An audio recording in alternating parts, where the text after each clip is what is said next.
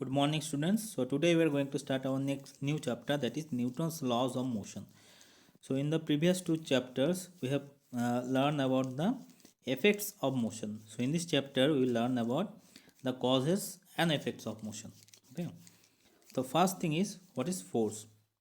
So you know that the force is nothing but a push or pull is called force. So it is defined as the force is an external effort in the form of a push or pull which either changes or tends to change the state of rest or the uniform motion of a body along a straight line. Now there are two kinds of forces. One is contact force, another is non-contact force. Contact force are those forces which does not need any contact to apply force, are called contact forces. For example, suppose you have a ball. Now you have to you want to move this ball, so you have to push this ball or pull this ball in any direction. So if you push this ball, it will move in forward direction. If you pull this ball, it will move in backward direction. So that you have to push or pull means you have to touch this ball. So this kind of force is called non-contact force, where you have to touch it, or you have to you have a contact, you need a contact to apply force. So these kind of forces are called contact forces. For example, frictional force, tensile force of a string, or tension force of a string. Normal reaction, we will study the normal reaction in this chapter, and air resistance also. Now no contact force are, okay, what is it is defined as the forces which comes to play without any physical contact between the bodies under consideration. Or non-contact forces are those forces which does not need any contact to apply force. For example, magnetic force. Suppose you have a magnet, you have a bar magnet, so it has a north pole and south pole. Now if you place a iron piece or iron nail or iron bar, anything nearer to this magnet, so this magnet will automatically attract this iron piece, or iron nail. Okay, so this magnet does not need to touch this iron piece. Okay, it can attract force, it can apply force on this iron nail, or this iron piece without touching it. Okay, so this kind of force is called non contact forces. So we say that in this case of magnet, we say that this magnet has a zone around it. Okay, and this zone is called magnetic field. So if you place any ferromagnetic material or any magnet inside this magnetic field, then it can apply force on it without touching it. Okay, so another example of non contact force is gravitational force. So if you throw a ball in upward direction, it will automatically come down. Okay, it will automatically, why it is coming down? Because of gravity is pulling it means gravity is applying force on this ball. Okay, so gravity do not need to touch this ball, it can apply force on this ball without touching it. So this kind of force is called non contact force. So this non contact, in case of non contact force, we say that this forces has a zone around it, and zone is called the in case of magnet it is called magnetic field. In case of gravity, it is called gravitational field, and this zone is actually called field of this force. Okay, and similarly there is another non contact force which is called electrostatic force. Electrostatic force means forces between two charges. Suppose you have a positive charge and negative charge, and you know that these two opposite charges, they attract each other means they apply force on each other. So this electrostatic force is also example of non contact forces. Now concept of inertia. Now this actually concept of inertia comes from the Newton's first law of motion. So every object has a property or tendency that they do not change their state of rest or of uniform motion along a straight line of path, unless acted upon by external force is called inertia. So that means if the object is at rest, okay, so the tendency of a body, so the body is, it will always try to stay in the rest composition. Okay, so this tendency of a body is called the inertia. Or if a body is moving with a constant speed, the body will always try to move in the same direction in a straight line until or unless you apply external unbalanced force. Okay, so there's tendency of a body that they do not change their state of rest or motion. This tendency or property of a body is called the inertia. So what is inertia? It is the property or tendency of a body that they do not change their state of rest or motion. This tendency or property is called inertia. Now there are two kinds of inertia: inertia of rest and inertia of motion. Inertia of rest means it is the inability of a body not to change by itself its position of rest.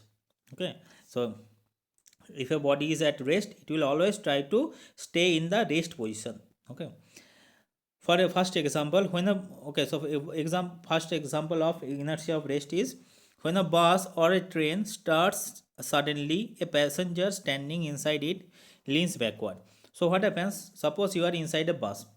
Okay, you are inside a bus and suppose the bus starts moving. So when you are sitting inside the bus, your lower part is in contact with the bus. Okay, so when the bus will starts moving, your lower part will also starts moving with the bus, but your upper part, due to inertia, it will try to stay at the rest position. Okay, so that means when the bus will starts moving in this direction, your lower part is will also starts moving in this direction, but due to inertia, your upper part, it will stay at the rest condition, and due to this, your body will lean in backward direction. Okay, now the second example is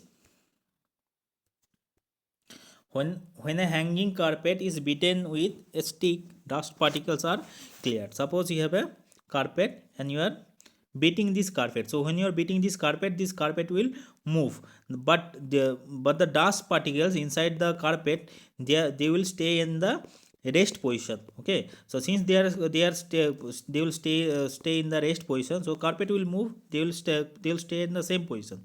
Then gravity will attract it, gravity will attract the dust particles. Now due to gravity, they will fall downward direction. Correct. So there are other examples also. You study these examples on your own. Now inertia motion, it is the inability of a body not to change by itself its state of uniform motion along a straight line. So that means if a body is moving in a state line with a constant speed, it will always try to move in the direction. It will not try to come in rest position. So this property of a body is called the inertia of motion. So for example, first example is when a moving bus or a train stops suddenly, a passenger standing in it leans forward direction. Now suppose you are not standing, you are sitting. Okay, the bus starts moving, so your lower part of your body is in contact with the bus. Okay, okay, so when the bus is moving actually, so your body is also moving with the bus. Okay, so suppose the bus applied brake. Okay, so that means bus will come to rest. Okay, so in the bus will come to rest position, your lower part of your body, it will also come to the rest position, but due to inertia, your upper part of your body is still moving at that situation. Now since your part of your body is still moving, then your body will upper part, it will come in for, it will lean towards the forward direction. Okay, now there are other examples also. You study this one. Okay, so this example, second example is a person getting down from a spinning bus falls in the direction of motion in the bus. Suppose a bus is moving, okay, and you are jumping from this running bus.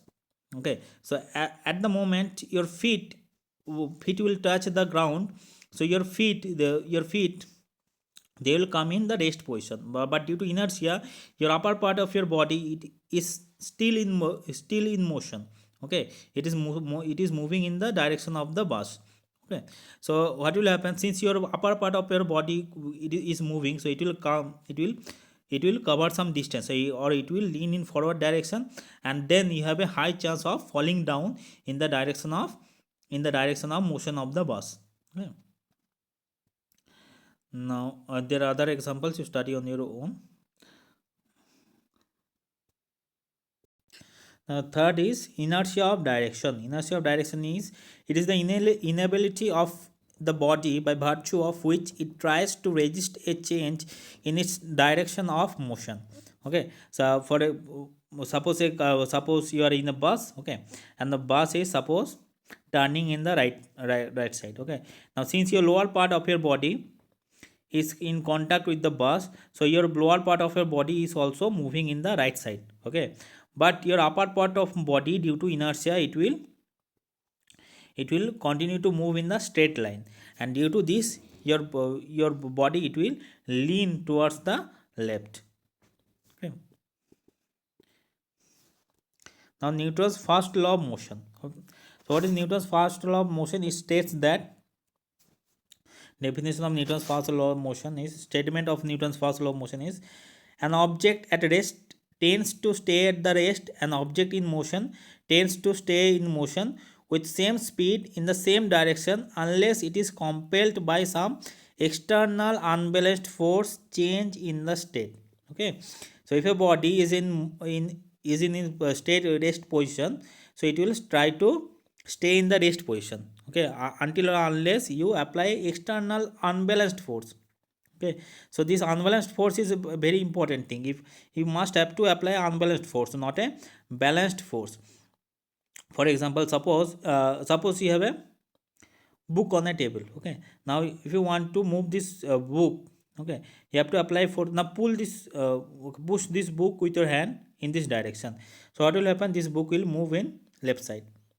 But apply two forces. Suppose you are pushing this book from two different direction, and you are applying the same force. In that condition, your book or your mobile, it will not move. It will stay in the same position. Why?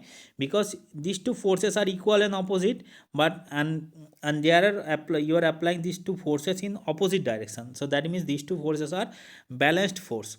So in the since you are applying a balanced force, this object, it will not move. Okay, so you must have to apply unbalanced force. Correct. And the second, and if an object is moving in a straight line with constant speed, remember the constant speed, not with constant velocity. Sorry, not with constant acceleration. Suppose a body is moving with a constant velocity in the same direction, then also the net force on it is zero. Okay, so if you want to stop it, you have to apply a external unbalanced force. External, not internal.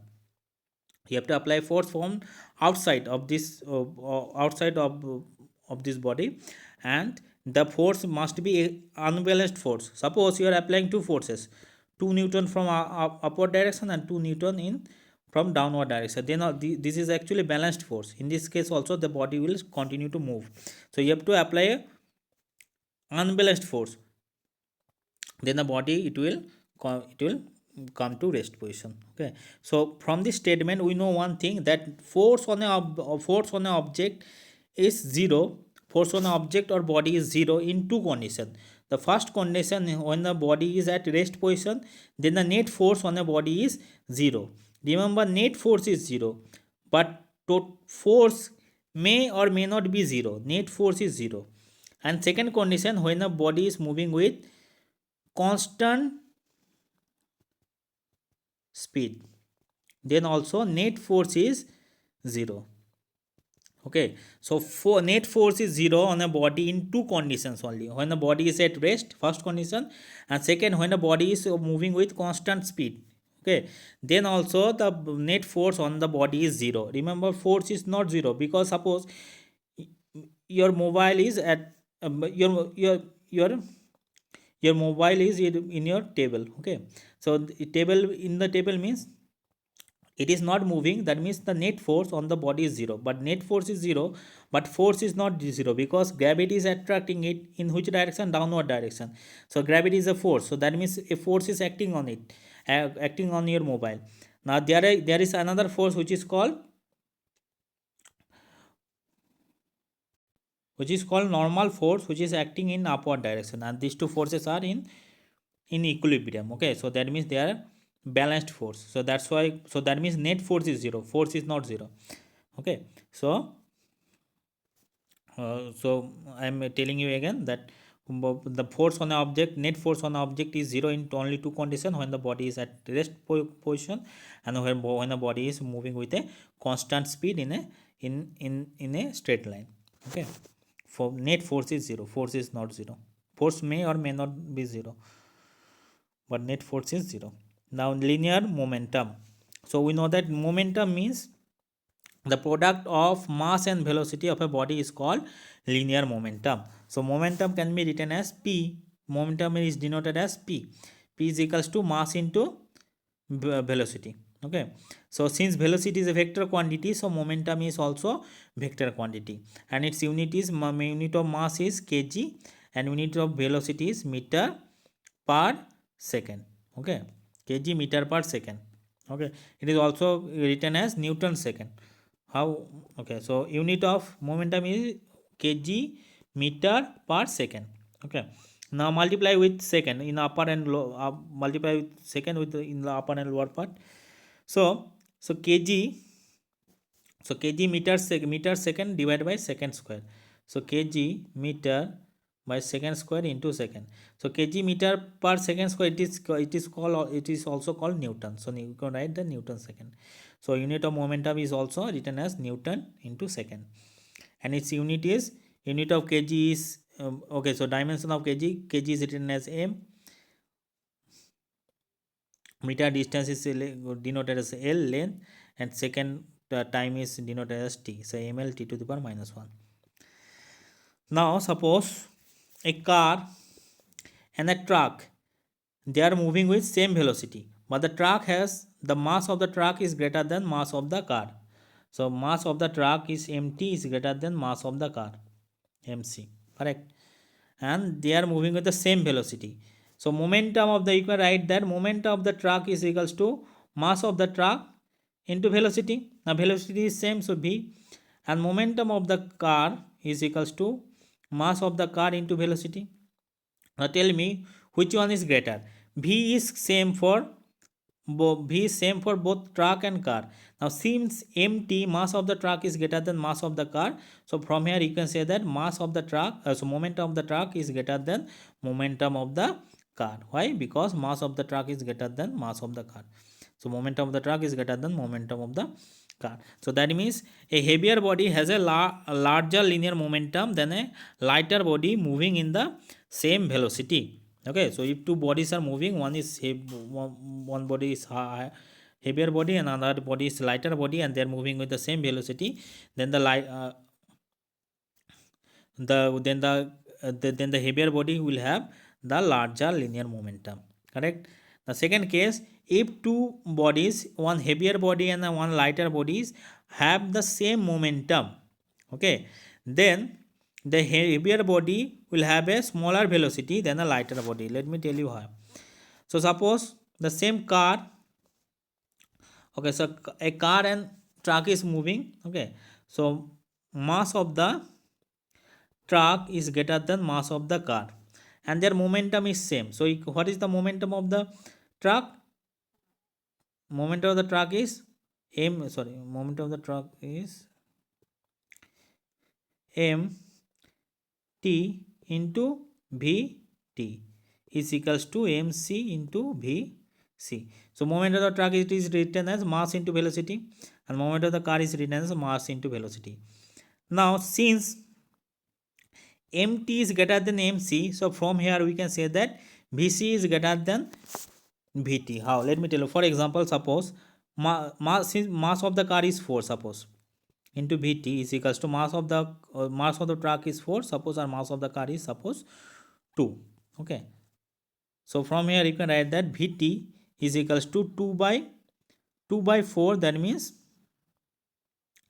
0.5 into vc, correct. So here from this relation you can clearly say that velocity of the truck is less than velocity of the car. Velocity of the truck is less than velocity of the car, correct. If a heavier body has a smaller velocity than a lighter body having a heavier body has a smaller velocity than a lighter body having same linear momentum. So if a, the next thing, so there are some, so graphically we will represent that. So p is equals to momentum is equals to mass into velocity. So if mass is constant, then we can say that momentum is proportional to velocity. If mass is constant, okay, then you can say that momentum is depends on the velocity. Now x is proportional to y. This graph is actually a straight line, correct, with some angle, with an angle theta. So this velocity versus momentum graph for a constant mass is a straight line. Okay. Now in similar case, if velocity is constant, so p is equals to m into b. If velocity is constant, then you can say that p is proportional to m. Okay. Now similarly, a is proportional to b. This graph is actually straight line. So this mass versus momentum graph for a constant velocity, it will be a straight line with an angle theta. Now if momentum is constant, so p is equals to m into mass into velocity. So or m is equals to p by v, or v is equals to p by m, same thing. Okay. So from here you can say that if p is constant, then you can say that m is proportional to 1 by b. So that means mass and velocity, they are inversely proportional to each other, and a is inversely proportional to b. This graph is a exponential decaying graph. So mass versus velocity graph for a constant momentum, it is a exponential decaying graph. Okay, this graph is a exponential graph, but this graph is decaying.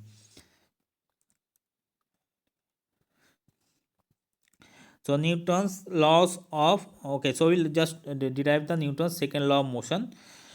So the definition of Newton's second law of motion is the rate of change of momentum of a body is directly proportional to the applied force, and the change takes place in the direction of applied force. So this is the statement of Newton's second law of motion. The rate of change of momentum, rate means always per unit time. So rate of change of momentum is momentum per unit time of a body is proportional to applied force. So momentum per unit time means p by t is proportional to what? Directly proportional to applied force, is proportional to force. Okay. So that means you can write that force is proportional to p by t, momentum by time. Now if momentum is very small and time is very small, then you can write f is proportional to dp by dt. Force is proportional to some small momentum by small time. Okay, f is proportional to dp by dt. Now if you remove this proportionality constant, you know that a constant will come. Okay, sorry, now first we will derive. So f is proportional to dp by dt. So ddt of, we will write p. What is the value of p? Value of p is m into v, ddt of mass into velocity. Now mass is a constant quantity, but velocity only varies. Okay, from case to mass is a internal property of an object, so it is a constant quantity. So we will differentiate only the velocity, not mass. So from here you can write that f is proportional to m is a constant, so it will come out m into dv by dt. Now what is dv by dt? Small velocity by small time. Okay, so dv by dt is, okay, velocity by time is acceleration, small velocity by small time is also acceleration, so dv by dt is acceleration. Okay, so if you remove this proportionality constant, so then a constant will come.